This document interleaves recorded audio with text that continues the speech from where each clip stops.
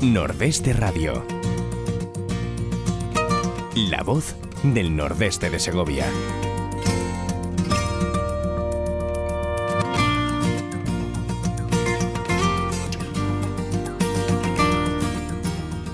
Hola amigos, muy buenos días y bienvenidos a Nordeste Radio. Yo les aconsejo que se queden un ratito con nosotros porque ya verán qué rato más bueno vamos a pasar. Déjenme que les presente a nuestro invitado y van a entender por qué. Tenemos a otro lado del teléfono a Jorge Molist. Jorge, muy buenos días. Muy buenos días. Encantado de saludarte. Igualmente. Es un auténtico privilegio el poder tener a Jorge aquí en los micrófonos de Nordeste Radio. Ahora entenderán por qué, pero primero, antes de hablar de la obra, él es escritor, vamos a hablar un poco del autor, porque su vida en sí ya es bastante curiosa. Tú eres ingeniero de profesión. Bueno, no exactamente de profesión, soy ingeniero de título, Sí. porque me saqué el título de ingeniero, aunque luego solo ejercí antes de sacarme el título prácticamente. Ajá. Tú desde pequeñito tú querías escribir, pasara lo que pasara, y te enfrentaste a todo y a todos para conseguirlo. Pues así es, o sea, yo a los 14 años, cuando mi padre me dijo qué pensaba hacer yo con mi vida, porque había suspendido y en mi familia no podían mantener a un estudiante que no estudiaba y suspendía, yo le dije que quería ser escritor. Ajá. El hombre pues se quedó de piedra y dijo, bueno, déjame que lo piense. Y lo pensó y me dijo, oye, con eso te vas a morir de hambre, y yo sé lo que a ti te conviene. Me llevó, en la misma calle había un anuncio que ponía hace falta un muchacho, y era un impresor ahí que estaba en un semisótano, y ahí empecé yo a trabajar de aprendiz, ¿no? Y bueno, y a partir de ahí pues fue todo, nada, cuando vi lo duro que era la vida y que ahí no se imprimían libros sino solo cartones de medicinas, pues decidí pues reprender los estudios en bachillerato nocturno. Y así fui adelantando en la vida, hasta llegar al punto que has dicho, de sacarme el título de ingeniero industrial. Uh-huh. Sí. Trabajaste una temporada y dijiste, yo me vuelvo a la literatura, que es lo mío. ¿Perdón? Sí, que comentaste, empezaste a trabajar y luego dijiste, mira, yo vuelvo a la literatura, que es lo mío y lo que realmente me fascina. Porque, bueno, la cuestión de mi padre, la gente humilde, pues era que me encontrara un medio de vida, ¿no? Y no encontraba en lo de escritor un medio de vida, ¿no? Entonces, esos primeros años fueron en eso, asegurarme de que iba a comer y que podía dar de comer a mi familia, ¿no? Y una vez, bueno, llegué ya a ese punto, a sentirme en una situación desahogada, pues decidí retomar la escritura, porque pues esa vocación se había mantenido todo el tiempo ahí pendiente, y fue el momento de realizarlo.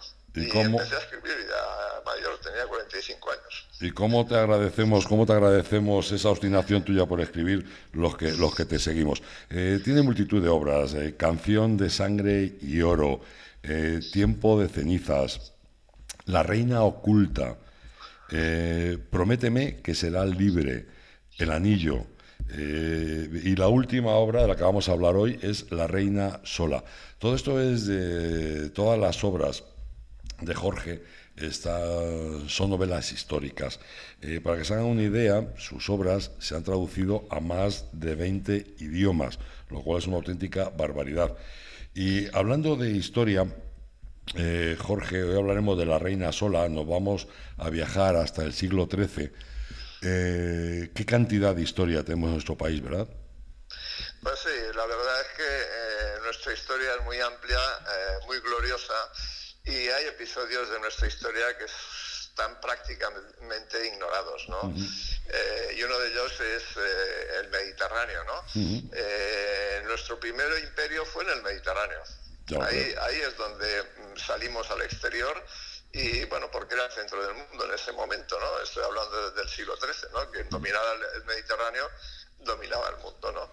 En el siglo XIII aún no existía España como unidad política, pero sí existía como unidad geográfica y como unidad sentimental. Entonces, a partir de ahí, pues fue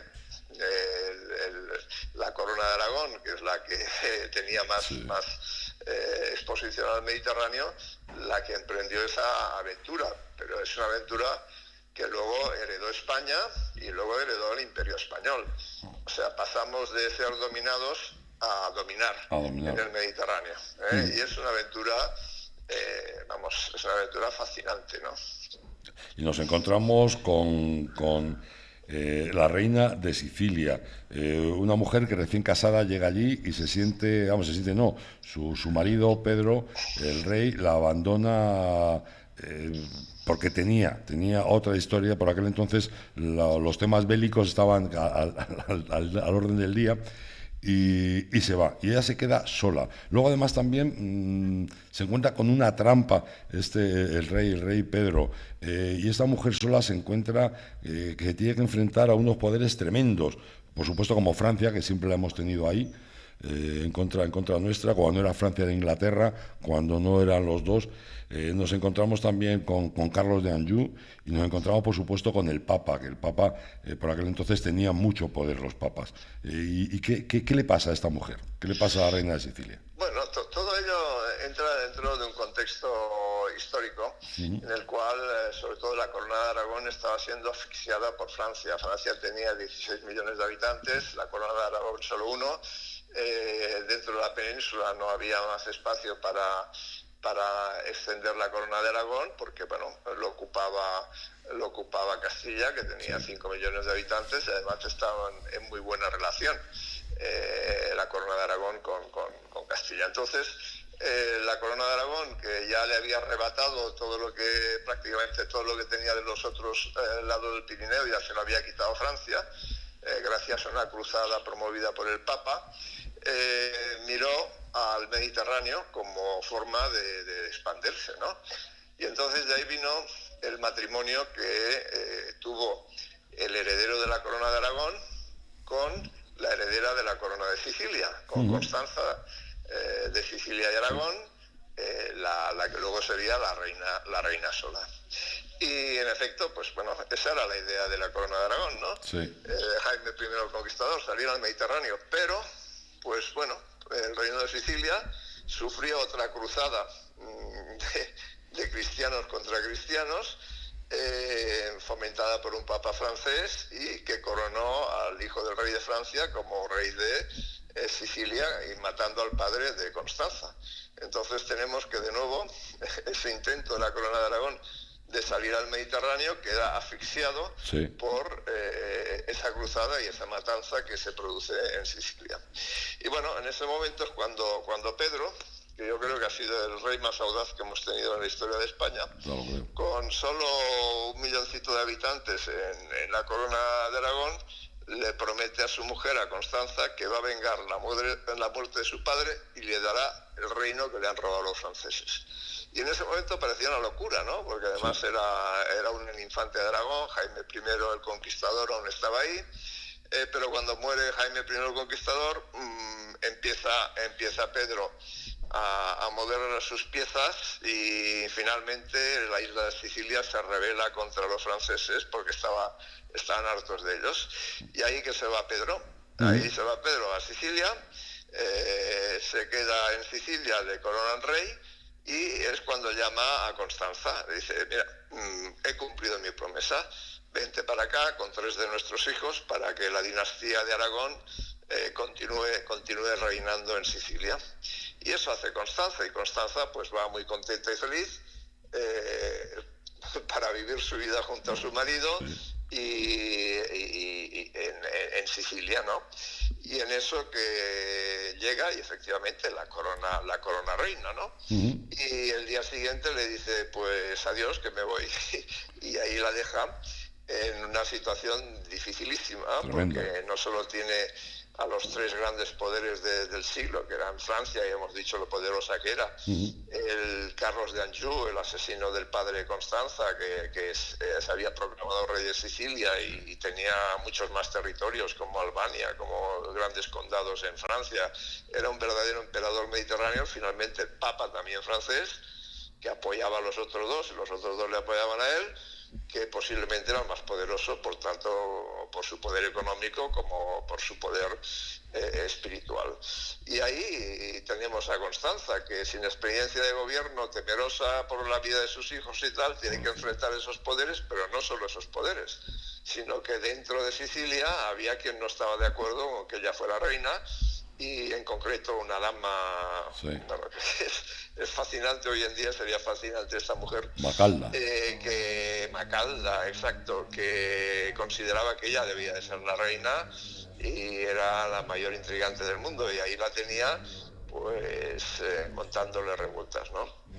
Y esta es la situación de la reina sola al inicio de la novela, ¿no? Y como bien dijiste, pues Pedro no la dejó porque quería, sino porque era un hombre de honor, y un rey debía tener honor, y su gran enemigo, el que le había quitado ya la isla de Sicilia a Carlos de Anjou, como no podía pagarle de otra forma, lo retó a un duelo, y nada menos que en territorio enemigo para Pedro.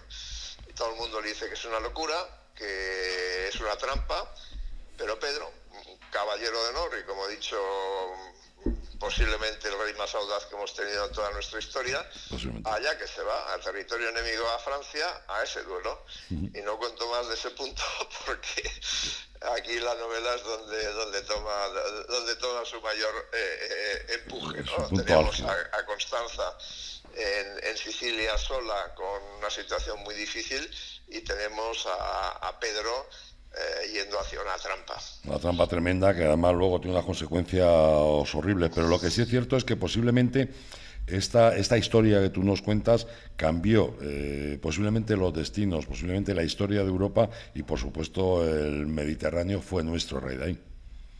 Con toda seguridad. O sea, si vemos el mapa de la época y vemos los dominios franceses, vemos y los pintamos de azul, vemos que de azul no solo estaría la costa mediterránea de Francia, sino estaría todo el sur de Italia, Sicilia, Malta, estaría la península balcánica, Grecia, el sur de Grecia, Albania, estaría el reino de Jerusalén, todo esto estaría de azul, y el norte de África, que le estaban rindiendo tributo.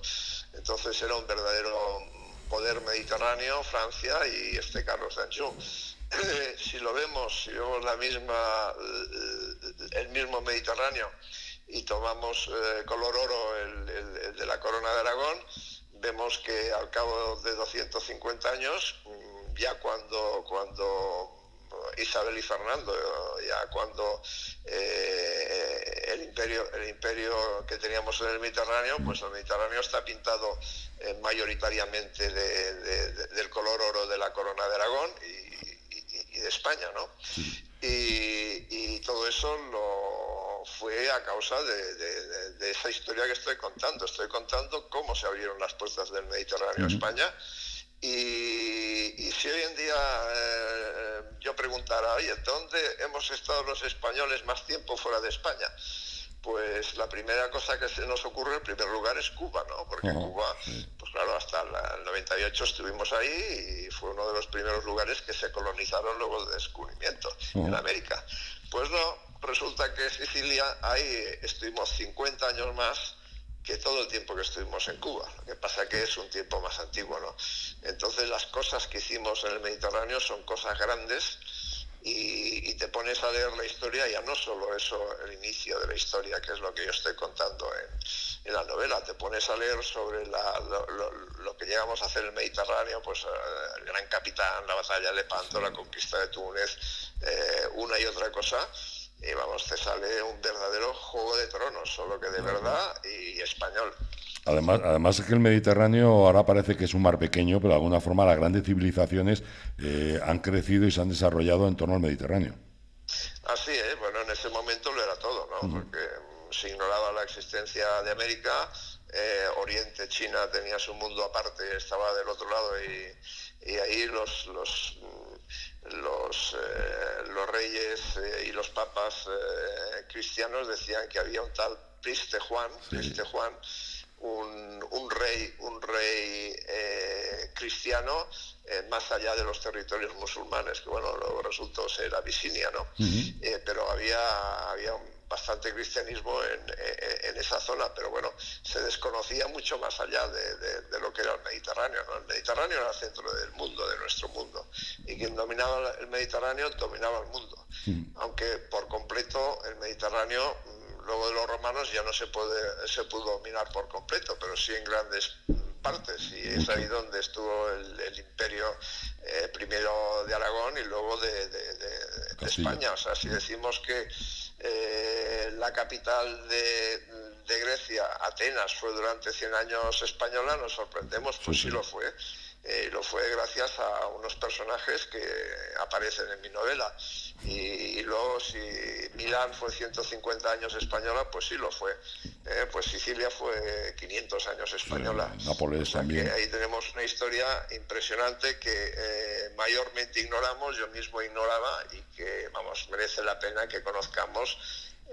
Primero, en la novela yo pretendo que se pase muy bien y que enganche al lector, pero que luego, pues cuando termina, digo, caramba, todo eso no lo sabía, y me siento orgullosa de mis antepasados. Ya, es que tenemos tanto motivo para sentirnos orgullosos. Antes mencionabas el tema de la población, y efectivamente ha sido un problema que ha arrastrado a España continuamente, incluso en la conquista de América. Nosotros, por ejemplo, teníamos la mitad de población que Francia, y bastante menos que Inglaterra. O sea, realmente quizás eso también es lo que dio motivo al mestizaje, la falta de población que tenemos aquí en España. Bueno, yo diría y me voy de tiempo. Estamos acostumbrados a ello, porque habíamos vivido la Reconquista, ¿no? Y en la Reconquista, aunque las culturas, por mucho que se diga, se mantenían separadas una a otra, sí hubo mestizaje, ¿no? Claro. Se quedaron muchos musulmanes en España, ¿no? Y algunos, pues, hubo matrimonios mixtos, aunque se quería impedir, ¿no? Luego, yendo a América, pues básicamente iban hombres en un principio, ¿no? Y bueno, pues era inevitable que finalmente encontraran pareja en la población local, ¿no? Y bueno, pues sí, yo creo que el mestizaje ha sido algo que ha estado permanente en nuestra historia, ¿no? Permanente. Me dicen, solo oírle ya engancha. Y es verdad, pues la novela engancha muchísimo más. Oye, ¿no te da mucha pena el que aquí, por ejemplo, la industria cinematográfica, con la historia que hay en España, siempre toquen el mismo tema, y un montón de asuntos tan importantes para la historia no solamente nuestra, sino para la historia de Europa, para la historia del mundo, se quede ahí llena de polvo y totalmente olvidada?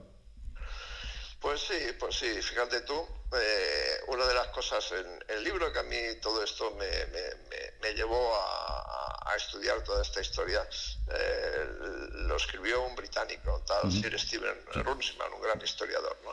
Este libro, donde hablaba con admiración de Pedro y Constanza, los protagonistas de mi novela, en cambio decía que, pues bueno, el famoso Ricardo Corazón de León, ese que hemos visto en películas de Hollywood, que no existió, hemos visto en novelas y tal, y que parece el gran héroe, pues sí, era un gran guerrero, pero era un mal rey, un mal hijo, un mal hermano, y lo pone fatal, ¿no? En cambio, nosotros desconocemos a quienes hicieron tanto, ¿no? Hicieron tanto como esto, como abrir el Mediterráneo a España y crear el primer imperio español. Entonces, bueno, es una pena que también es cuestión de recursos económicos. Hacer una película histórica cuesta bastante dinero y bueno, Hollywood tiene más dinero que nosotros, pero bueno, también hemos hecho series muy interesantes como Isabel la Católica y otras, ¿no? Entonces, bien que se podría dirigir hacia ahí pues nuestra cinematografía, de forma que nuestra historia no solo sea conocida en España, sino que salga al mundo, ¿no? La historia, esa gran desconocida. Oye, cuando tú empiezas a investigar, porque evidentemente en cualquiera de tus novelas hay una labor de investigación tremenda. Cuando tú empiezas a investigar, de alguna forma cambias la idea de... Vamos a ver, yo cuando tú empiezas a escribir, de alguna forma sabes sobre lo que quieres escribir, pero a medida que vas investigando, no vas cambiando o en ocasiones te hace cambiar la idea, la historia de tu novela. Hombre, vamos a ver, yo en esta en concreto quería hablar de la epopeya española en el Mediterráneo, cómo se inició todo, ¿no? Entonces, conforme iba investigando, y me he llevado unos años investigando y trabajando el tema, he ido encontrando pues personajes nuevos, he ido encontrando distintos hechos que protagonizaron los personajes ya conocidos, Pedro, su mujer Constanza, el gran almirante Roger de Lauria, que yo creo que también fue el almirante más brillante que hemos tenido en nuestra historia. Sí.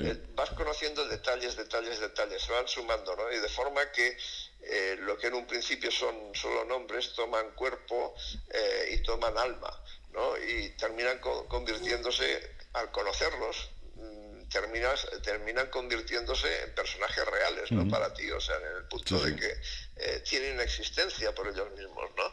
Y es ahí cuando ya tienes el personaje tan definido que incluso se niega a hacer cosas que tú le dices que haga, porque como escritor dices, bueno, pues este tiene que hacer eso, pues no lo hace porque ya tiene una personalidad y no encaja con el personaje, ese tipo de cosas, ¿no?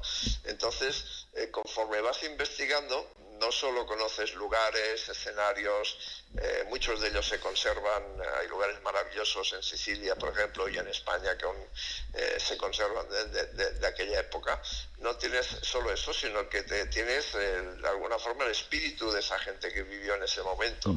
Y todo ello lo reflejo en la novela, porque yo creo que una novela, pues lo primero que tiene que hacer es engancharte, ¿no? Claro. Que te lo pases muy bien. Y mi deseo es que cuando lector o lectora termine con La reina sola, diga, pues mira, oye, qué bien que me lo he pasado, me da pena que esto termine, pero he aprendido además un montón de cosas que me interesa mucho saber y que me hacen sentir orgulloso de mis antepasados, de las cosas que hicieron, ¿no?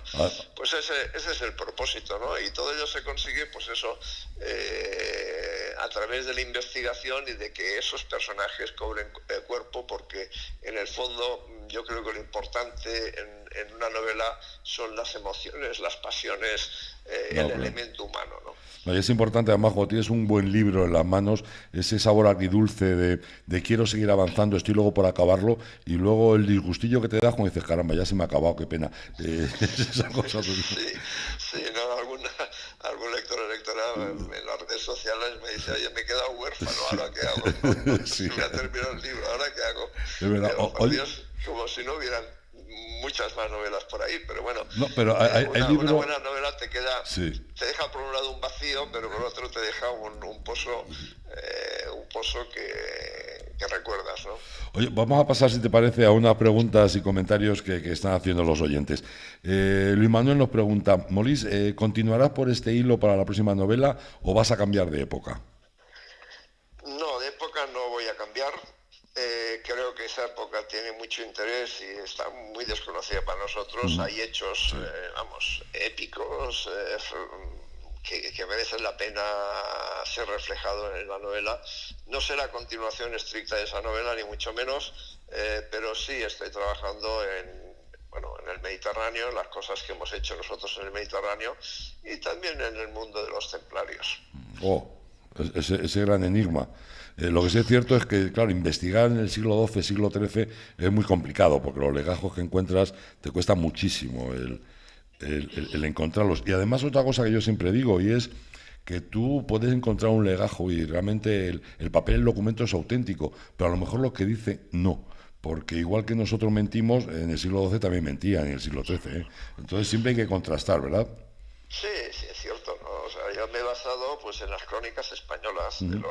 Hay 3 cronistas de la época que te cuentan las cosas, pero luego recurro a los historiadores. Bueno, luego tenemos en el siglo XV a Zurita también, pero luego recurro a los historiadores modernos porque ellos recogen las otras versiones, ¿no? Así como yo tengo la versión española, ellos tienen la versión que tenían los franceses, la versión que tenían los italianos y el Papa, ¿no? Entonces, a partir de ahí, reconstruyo la historia, ¿no? A partir de las distintas fuentes que están a mi mano. Y bueno, en concreto esta historia fue tan... lo que cuento en La Reina Sola fue tan sorprendente en su época que aparece en la Divina Comedia de Dante. De Dante Alighieri. O sea, ahí aparece en la Divina Comedia, aparece Pedro de Aragón, aparece su mujer, aparecen sus hijos. ¿Y por qué? Pues porque en su momento fue gran notición, lo que hicieron ellos fue gran notición. Y Dante Alighieri tenía 22 años cuando los hechos que cuento ocurrieron, ¿no? Y le dejó una profunda impresión hasta el punto que los únicos españoles que aparecen en la Divina Comedia son ellos. Y bueno, y una referencia lejana a San Isidoro de Sevilla. Eso es todo. O sea, un personaje... Y además... les dedican los mayores elogios. También aparecen, dijéramos, los antagonistas, el Papa, los reyes franceses y tal. Fíjate. Y esos Dante Alighieri los dejan bastante mal. Fíjate que todo eso está en los anexos de mi novela. Para el lector curioso, se puede ir, si quiere, a la Divina Comedia, encontrar el capítulo, el verso, donde habla de nuestros héroes españoles. Sí, pero fíjate, acabas de mencionar a San Isidoro de Sevilla, un personaje que muy desconocido y que fue tremendamente importante y relevante. Es una pena que se tenga olvidado a personajes como él. Sí, ciertamente. En la historia tenemos personajes olvidados. Mira, por ejemplo... hay bastantes ciudades en España que sí han reconocido a Roger de Lauria, gran almirante, dedicándole una calle, y también a Pedro III. Pero para mí la presencia de su esposa, la Reina Sola, fue también determinante, y creo que también merecería tener una calle. Merecería tener un reconocimiento, porque fue un personaje determinante en nuestra historia. Mira, sobre ello nos habla Verónica Martínez Amat, que nos dice: hay muchos rincones olvidados en nuestra historia y muchos de ellos protagonizados por mujeres. Gracias por rescatarlos. Y es cierto. Oye, me pregunta aquí también Conchi Alonso, ¿cuál es tu época favorita, aparte de esta, la que has escrito? Bueno, si la pregunta es ¿cuál es tu época favorita para vivir? No, supongo que no sea para vivir, supongo que sea para escribir. En esa época, en el siglo XIII, se pasaba muy mal. Bueno, y nunca la humanidad ha vivido tan bien como vivimos ahora, ¿no? Por claro. Mucho que tengamos pandemias, por mucho que tengamos... Bueno, en esa época que yo estoy escribiendo, ya poder comer era una gran hazaña, ¿no? Entonces, pero a mí la Edad Media me atrae mucho. La Edad Media me atrae mucho porque es ese tiempo donde... la historia pasa a ser leyenda y la leyenda pasa a ser historia. Pues no había dragones, pero ellos creían que había dragones, ¿no? O sea que tenemos, además, la época de los trovadores, de las grandes damas del amor cortés, no era una época... tan oscura como dicen, ¿verdad? Como ahora vemos, no era una época tan oscura, no. Pero, y yo creo que es una época muy atractiva, además. Es que a mí me gusta escribir de la época en que en España íbamos hacia arriba, o sea que estábamos creciendo, ¿no? Es una época brillante para nosotros, ¿no? Y creo que es bueno cuando pasas de ser muy pequeño, como era en ese momento la Corona de Aragón y con ello también España, pasas a ser muy pequeño y vas creciendo para convertirte en alguien muy grande. Creo que son momentos brillantes y coinciden con esa época que yo pongo en la Reina Sola, que... Nos están escribiendo aquí, nos están diciendo que, bueno, primero que, como dicen muchos, cuando acaba la lectura entra en la fase de duelo, que realmente la novela engancha y mucho. Otros que se alegran de que no cambies de época. Ana Vilmé nos dice templarios y aplaude. El mundo de los templarios, interesantísimo. El temple, la verdad es que el mundo de los templarios parece mentira lo que se ha escrito sobre los templarios, lo que se sigue escribiendo sobre los templarios, lo poco que se sabe y lo mucho que se ha escrito sobre ellos. Sí, es verdad. Me gusta mucho la frase, lo poco que se sabe y lo mucho que se ha escrito, porque se han contado muchas historias que sí, que son más bien fruto de la imaginación, ¿no? Mis templarios van a ser los templarios reales de la época, la cruda realidad, nos guste o no.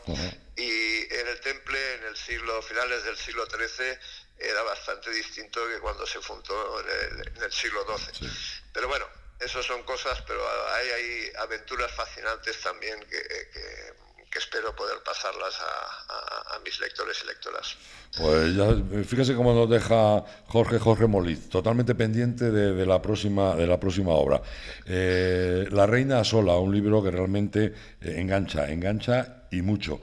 Nos hace otra pregunta y ya con esto vamos a terminar, que el tiempo corre y sobre todo cuando lo estamos pasando bien, ¿verdad? Bueno, Verónica Martínez Amano dice: ¿crees que es importante evitar el presentismo histórico en las novelas, o para adecuar la novela al lector se puede soslayar en determinados momentos? No he entendido el presentismo histórico. En las novelas, o para adecuar la novela al lector se puede soslayar en determinados momentos ese presentismo.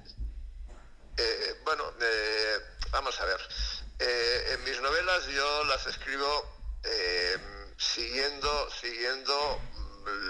lo más posible la historia, siendo lo más respetuoso posible con la historia. En esa en concreto, en La Reina Sola, pues ya te puedo decir, 95% son hechos históricos contrastados, aunque haya versiones distintas, ¿no? Entonces, modificar la historia creo que está mal.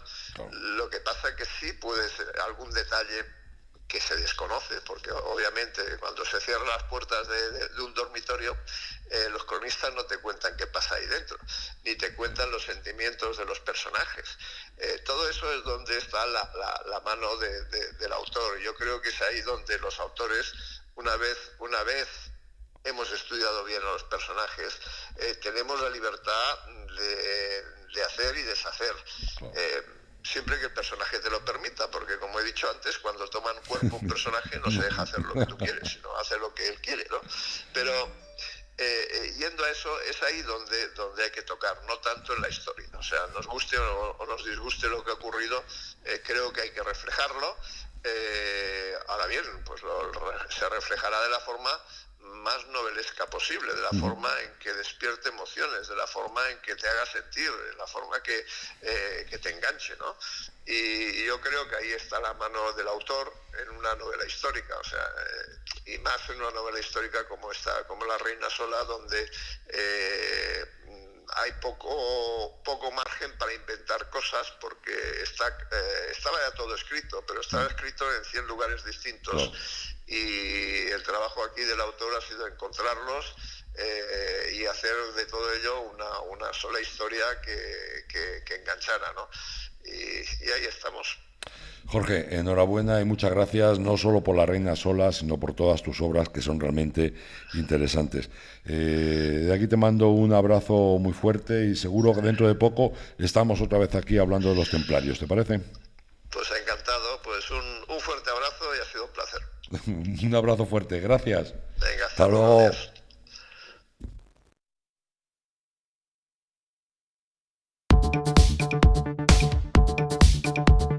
¿Necesitas ayuda para diseñar o llevar tu página web, cartelería o redes sociales? ¿Quieres pasar tu negocio al mundo online y no sabes cómo? En Radio Largo y Más podemos ayudarte. No dudes en ponerte en contacto con nosotros al 671-091-098. Tenemos tu solución. 671-091-098.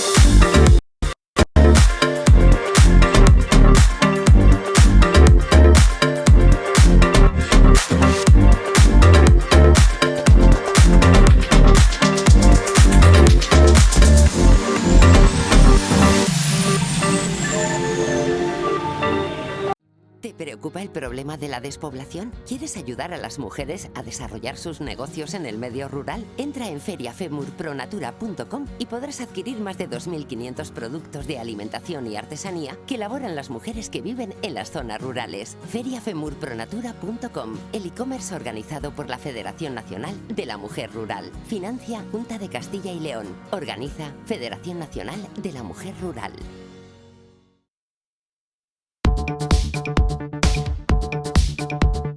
¿Necesitas ayuda para diseñar o llevar tu página web, cartelería o redes sociales?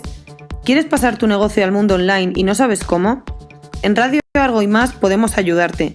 No dudes en ponerte en contacto con nosotros al 671 091 098. Tenemos tu solución. 671 091 098.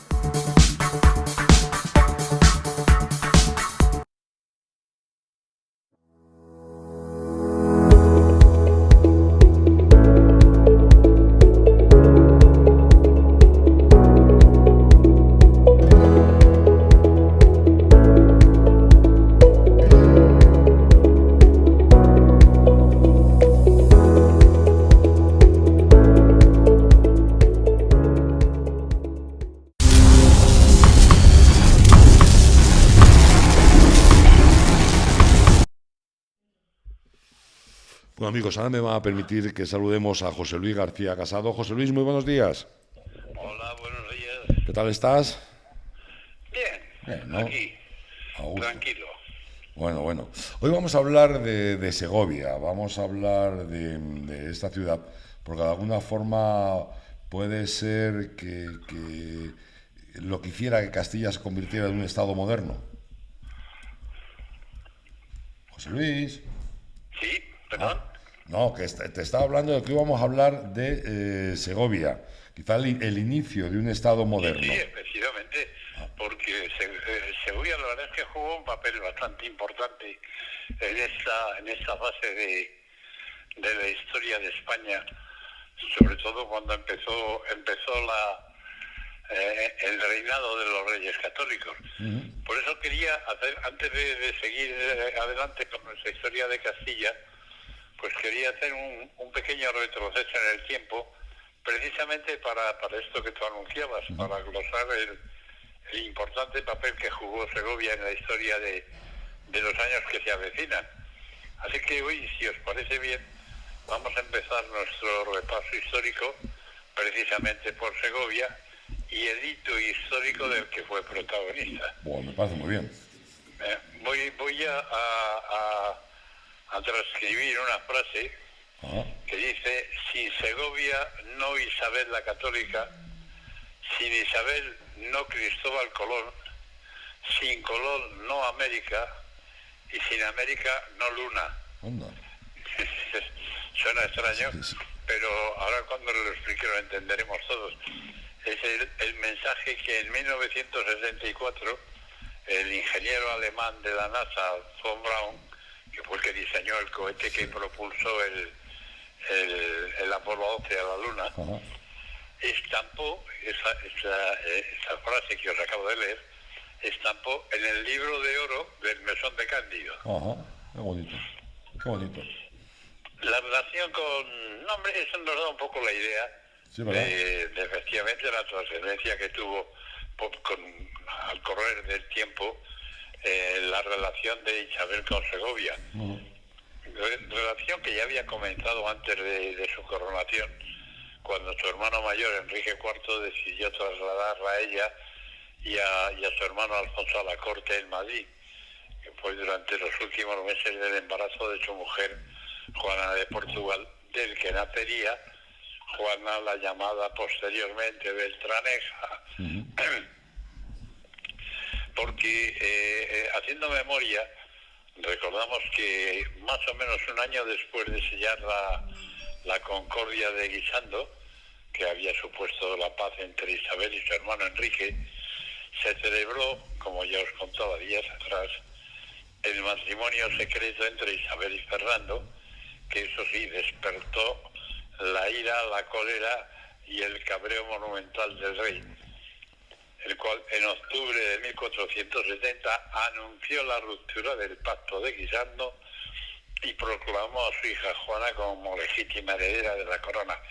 Ya hemos visto todos estos hechos, ya los hemos visto en días atrás, pero bueno, hubo años de tensiones, de una medio guerra civil, y la reconciliación llegó por fin en la Navidad de 1473, precisamente cuando Isabel decide trasladarse ya indefinidamente a Segovia para intentar mantener un contacto directo con su hermano e intentar a su vez ganarse su beneplácito. Esto es algo que nunca llegó a conseguir la reina. Eso te iba a decir. Pero, sin embargo, la decisión de establecerse en Segovia acabó a la reina valiéndole el apoyo de amplios sectores que todavía estaban indecisos y que acabarían brindándole su respaldo cuando el monarca falleció el 11 de diciembre de 1474. A la muerte de Enrique respondió inmediatamente Isabel, haciéndose proclamar reina justo 2 días después. O sea, no espero mucho la muchacha. Aquí te pillo, aquí te mato.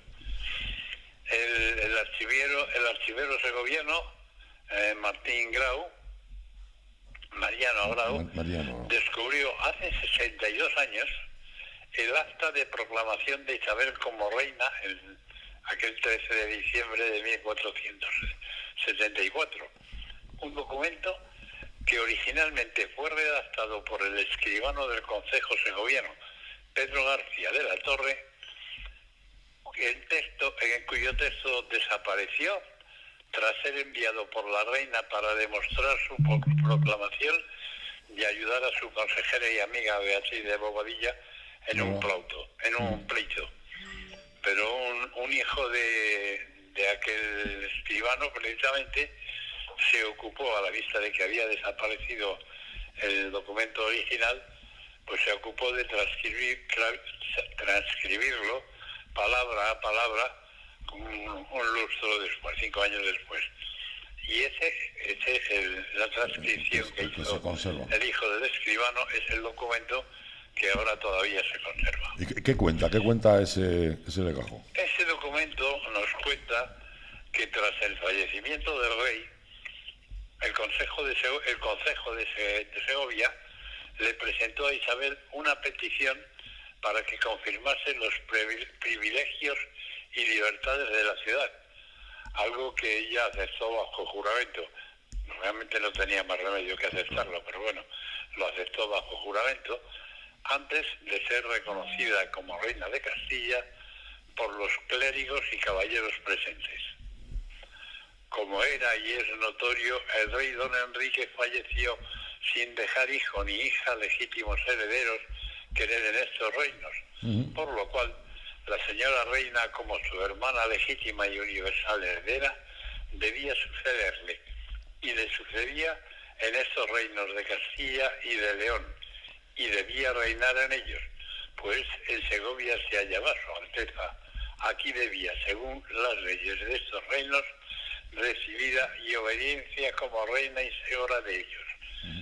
Como habréis notado, estaba leyendo casi literalmente lo que atestigua el documento que se leyó en su presencia a las puertas de la antigua iglesia de San Miguel, antes de que ella accediera al templo para rezar y hacer entrega del pendón real.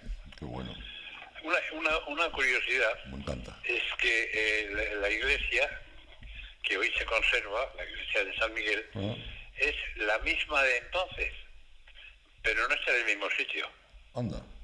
Algo parecido. Cuando tuvo lugar la ceremonia de proclamación, ese templo estaba ubicado en el centro de la plaza mayor de la ciudad. Pero una reforma urbanística posterior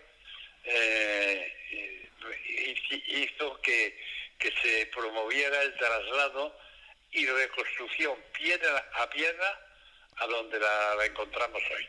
Pero fíjate que eso ha ocurrido ya en otros sitios. Estaba pensando ahora en Madrid, en lo que fue el Palacio de Buen Retiro. Hay la iglesia ahora, joder, será posible, la iglesia que está pegada Esa famosísima, caramba. La iglesia que está pegada al Museo del Prado, ¿es posible?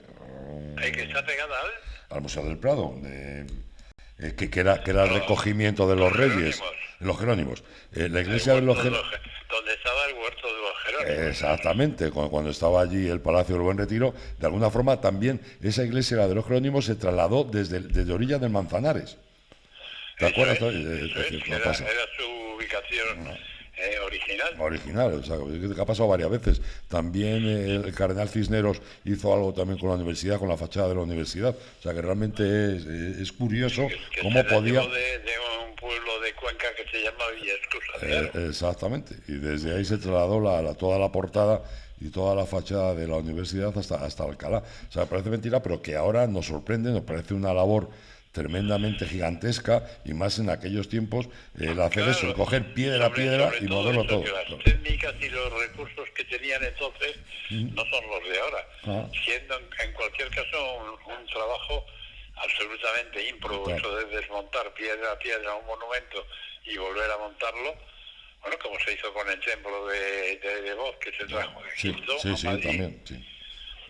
O como se hizo con el claustro de los Jerónimos, en la última reforma, donde le pusieron le pusieron para regalo en una caja que diseñó el arquitecto no me acuerdo ahora. Yo tampoco. ¿Cómo se llama? Yo tampoco me acuerdo ahora. Bueno, seguimos. Bueno. Vamos a seguir. Moneo, es cierto eso.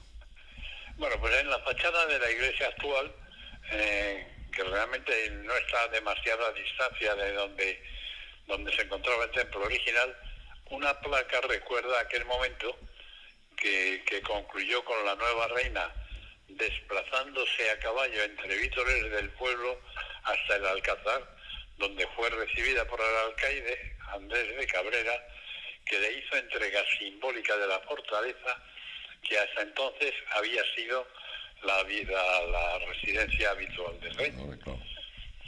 Las crónicas se refieren, no voy a decir nada que los segovianos no sepan de su alcázar, pero las crónicas se refieren a él como majestuoso y señorial, dominando el entorno desde lo más alto del cerro que rodea la confluencia de los ríos Eresma y Clamores. El alcázar fue una de las residencias predilectas de los reyes castellanos durante toda la Edad Media, desde su construcción en el siglo XII hasta que Felipe II instaló la corte en Madrid, pues siempre en residencia real y en sus dependencias se han vivido momentos decisivos de la historia. Pero bueno, volvamos a la crónica histórica. De todas formas, una visita siempre recomendable, la del Alcázar de Segovia. Pero venga, volvamos. No, que sí, dime. Que les contó a nuestros oyentes que veníamos hablando días atrás de los inconvenientes que se encontraron los nuevos reyes cuando alcanzaron el trono. Pobreza, nobleza díscola y levantisca, ejércitos particulares, ciudades con privilegios históricos. La verdad es que contemporizar con todo eso pues no era complicado. No era fácil, era más bien muy complicado. Y a pesar de todo ello, los reyes católicos consiguieron ir modernizando el país poco a poco y establecer los cimientos consistentes y sólidos para construir un estado poderoso.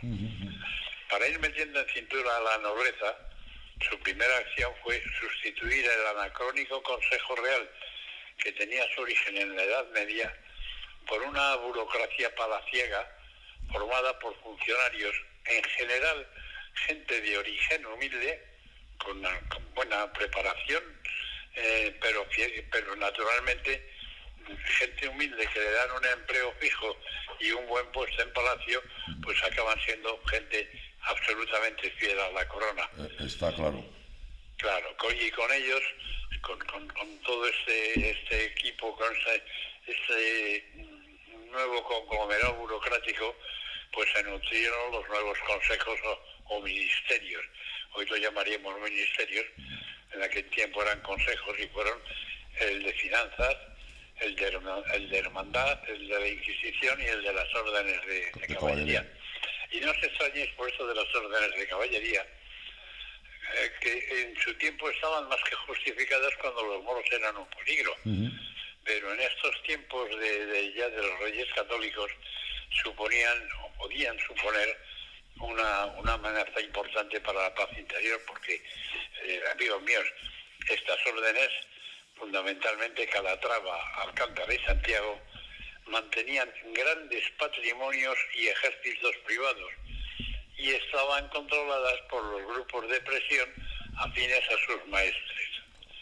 Con lo cual, teniendo en cuenta que los reyes pretendían que la nobleza tuviera cada vez menos poder, estas órdenes militares, con su economía, con su patrimonio y sobre todo con su potencial militar, pues eran una amenaza potencial.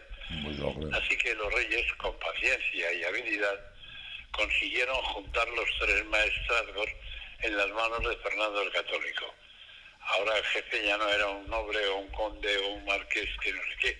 Ahora el jefe de la orden militar de cada una de ellas era el propio rey Fernando el Católico, con lo que consiguieron reducir la influencia de los maestres y, por otro lado, incrementar el poder de la monarquía, lógicamente, porque era quien manejaba a partir de ahora todos esos grupos de presión.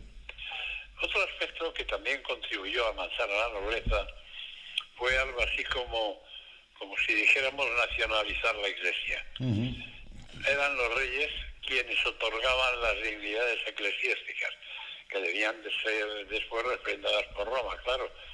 Pero con ello la Iglesia miraba más a los reyes que al propio Papa, porque el Papa estaba más lejos e influía mucho menos en las cosas terrenales de esta España nuestra. Eran los reyes los que influían y lógicamente la Iglesia estaba más subordinada al poder real. Bueno, tú fíjate las continuas luchas por el poder entre la Iglesia y la monarquía.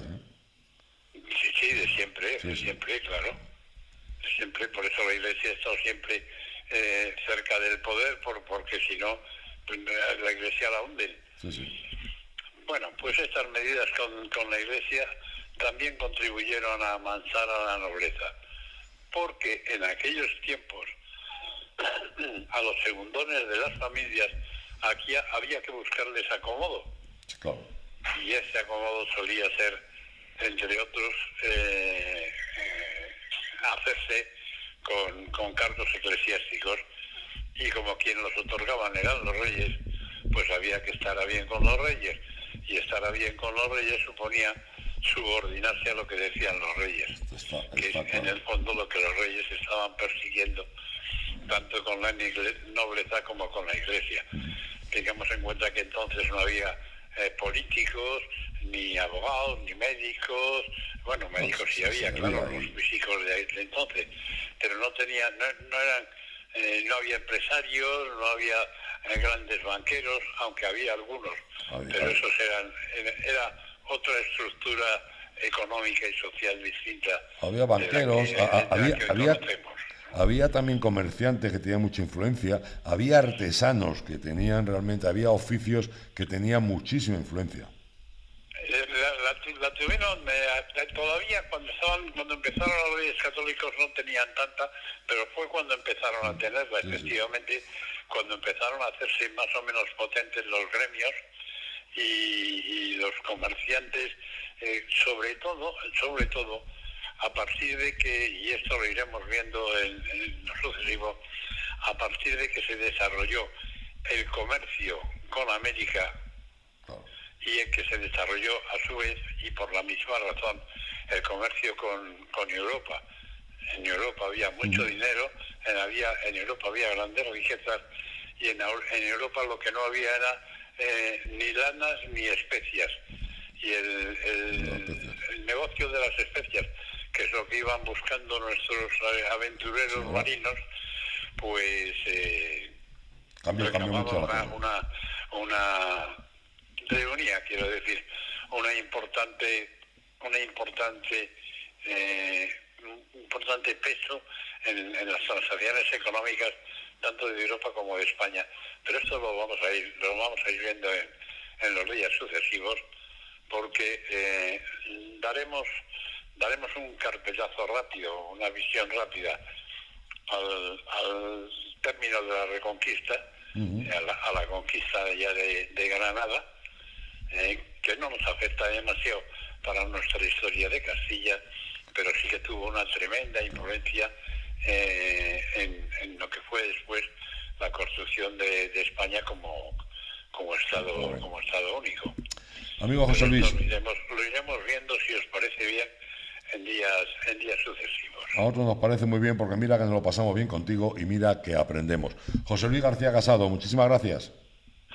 Gracias a vosotros, ha sido un placer, como siempre, amigos. Un abrazote. A otro para vosotros. Amigos, déjenos un ratito, que volvemos otra vez. En 10 minutillos estamos otra vez con ustedes, ¿vale? Hasta ahora, amigos.